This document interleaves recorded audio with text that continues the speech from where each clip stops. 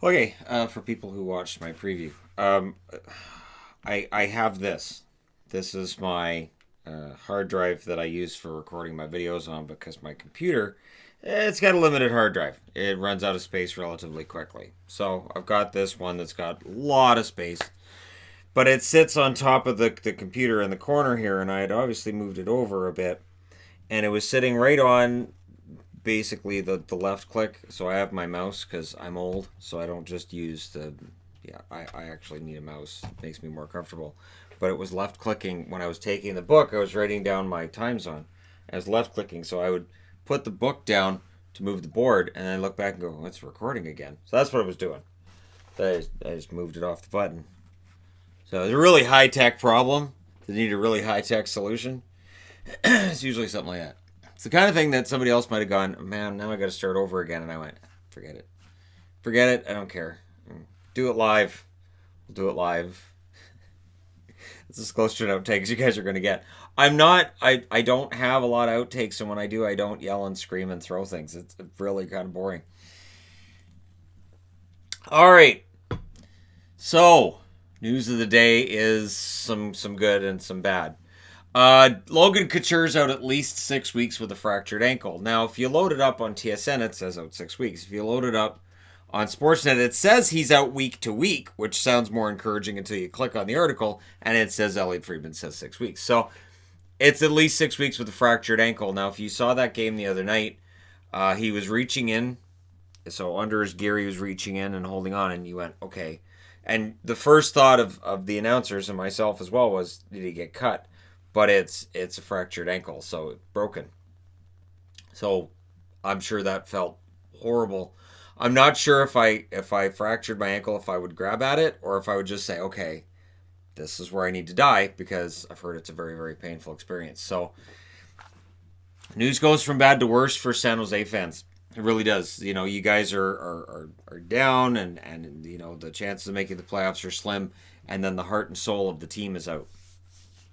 So it is a team that already lost Pavelski, who was a heart and soul leader as well. So yeah, now Couture's out. We'll see how things go for the next 6+ weeks.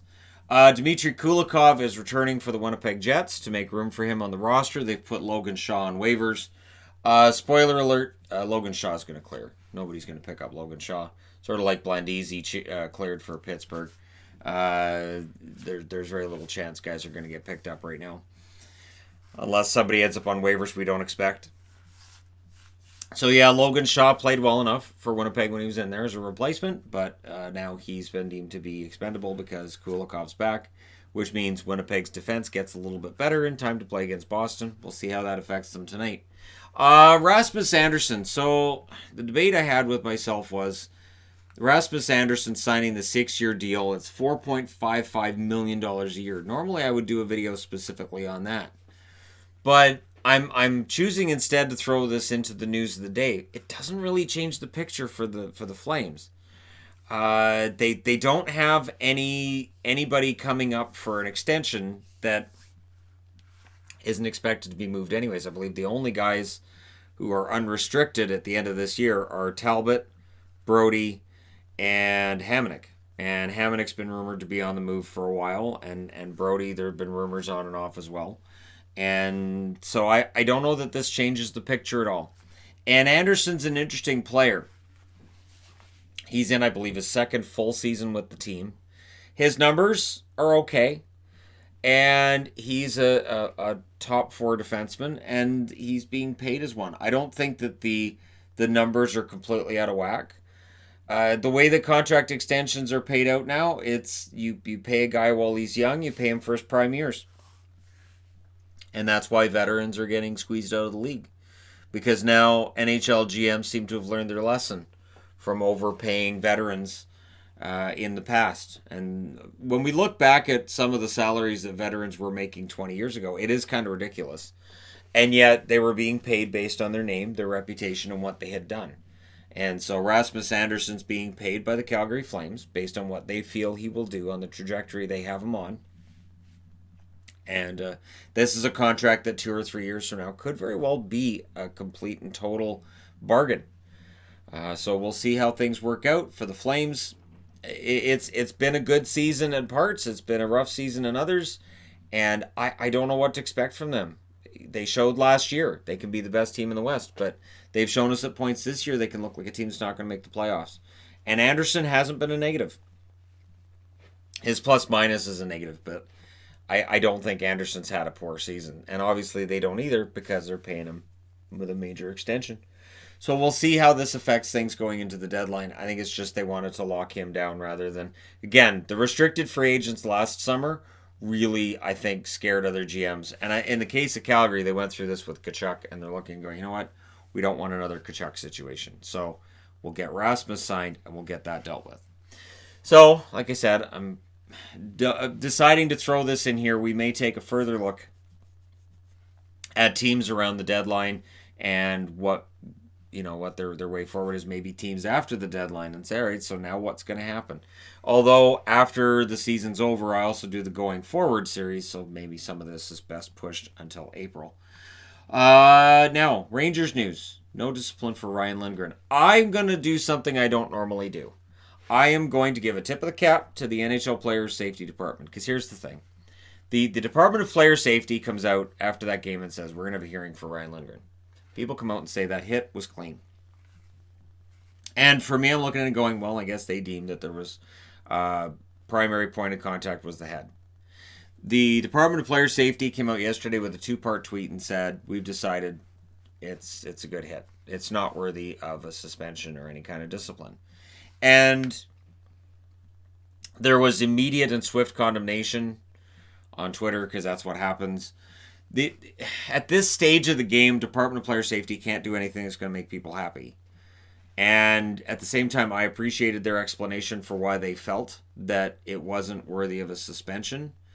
And I think where we get caught up in things is he made contact with the head, and therefore it's an immediate suspendable or finable action. And I've mentioned this in recent videos too. Gary Bettman himself has come out and said we can't get all of the head hits out of the game, and you can't.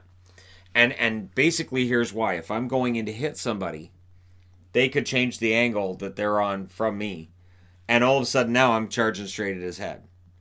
And I don't have time to stop. And all the stuff we see in slow motion and from 8 different angles, players in real time don't have that kind of time to think things over. And yes, there are times where he could take a different angle, and that guy could have maybe turned and showed his numbers, and that's why he got driven headfirst into the boards. But in real time, it's just not there. The time for this this head hunting, as people might call it, just isn't really there. And so you can't take all the head hits out of the game. And sometimes we get emotionally involved because we see a player go down, we see a hit, it contacted the head, and we say, well, clearly that should be a suspension. Where when the NHL looks at it, they go, that's unfortunate. There was an injury on the play, and that sucks for the guy who got injured. But the guy who hit him, he took a good angle, and it turned ugly at that last moment. He didn't really have a chance to adjust. So I understand that there were some fans that didn't like that decision. There are definitely people who want to see all head hits taken out of the game.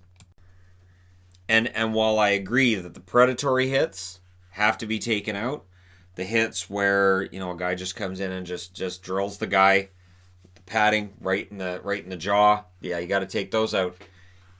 Head contact's going to happen. There's just no way around it. I understand that, again, we have 15 different angles on every play, and some of these hits look ugly, but it is in the game, and it's always going to be there. The only way around it is to take the suggestions of some and take hitting out of the game, and nobody is going to sign on for that, including the National Hockey League. So when I see people saying, oh, the way that they're calling it, eventually it's going to be, hitting's not allowed. The NHL does not want that. The NHL loves their highlight packages where there's all these really heavy hits, and it brings fans into the stadium knowing they're going to be these big bone-crushing hits. You can't fill these arenas without the hits as part of it.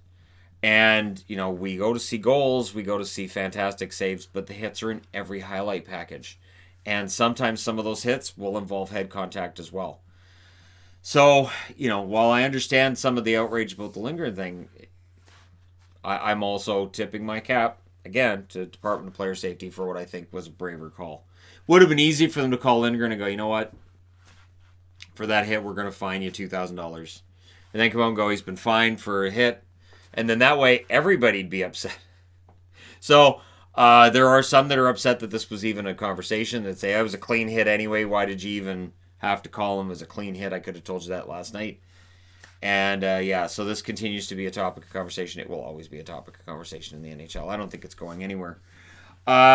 So the last item I want to talk about today is Auston Matthews, and acknowledge that he's the first U.S.-born player to get 30 goals in each of his first 4 seasons.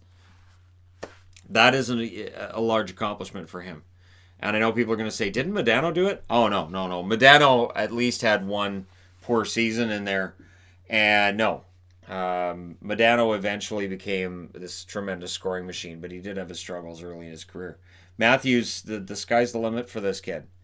And he is going to make a ton of money, not just on the ice, but he's going to make a ton of money in endorsement deals. He's going to make a ton of money as I think eventually one of the top faces of the company being the NHL. And they need to start pushing those faces a little bit more.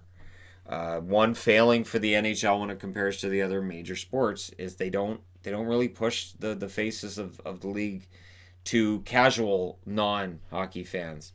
So you may not have been a basketball fan in the 80s, but you knew who Magic Johnson and Larry Bird were. And that was part of how the NBA made their product work. They went, hey, come out and see Michael Jordan. It wasn't come out and watch the Bulls, it was come out and watch Michael Jordan. And Jordan was everywhere. You didn't have to be a basketball fan, but you knew who he was. And I don't think hockey does that as well. I don't think hockey markets its players as well.